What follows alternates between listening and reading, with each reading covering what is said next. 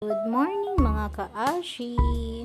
Nanay G ulit from Iloilo. Ako muna for today's video.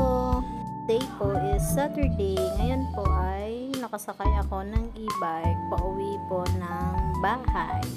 Yung nakikita nyo po ngayon is ito po yung Oton Plaza dito po sa may Oton province po ng Iloilo. Sabado po, wala naman talaga po akong pasok sa work. Pero nagsa-sideline po ako bilang isang online seller. Nakauwi naman po agad ako nito kasi po may hinatid lang ako. Then nagpa-rider lang po ako doon po sa city.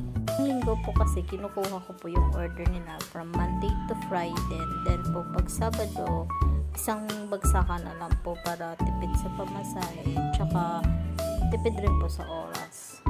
Hirap rin kasi pagsabayin pagkukuha sila ng order dun sa workplace ko kasi minsan busy, hindi naman maasikaso, tsaka pag nagbubook na ng rider, minsan may ginagawa ako, naghihintay yung rider dun sa ibaba.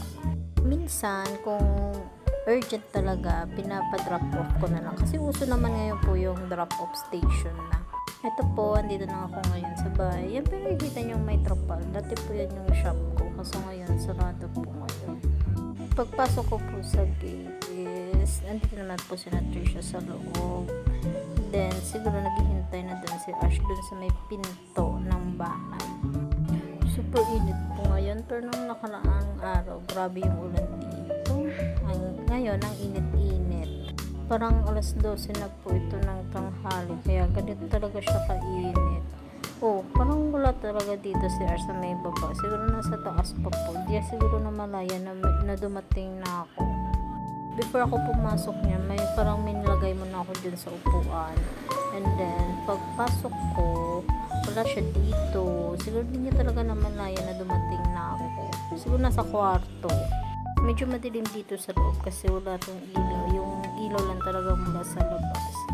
Tinawag ko siya pero parang hindi niya ako narinig ata. Tagal-tagal niya pang bumaba. Hintay ko talaga siya na bumaba. Hindi na pala si Ash. Ganyan po talaga siya pag dumadating ako. Nagkikiss and then parang stress reliever niya ata yan. And then yan, nagpapakamot yan. Minsang niya, pag pumunta siya ng pinto, gusto niyang lumabas.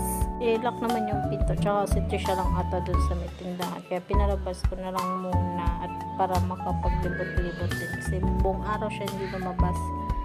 Kaya ayan, pinalabas ko. Wala na yan tali, okay naman kasi sarado naman yung dito sa labas. Ganun po talaga yung routine ni Ash. Pag andito ako, pinapalabas siya. Pero pag wala ako, doon lang po siya sa loob ng bahay. Kasi mahirap na pag may bumukas ng pinto, tsaka hindi siya namalayan na baka lumabas. Maraming aso kasi sa labas. Di mo sure kung baka awayin siya or ano. Ayan, nagmihingi na lumabas kasi ang init-init. Kaya mamaya ulit po. Bye!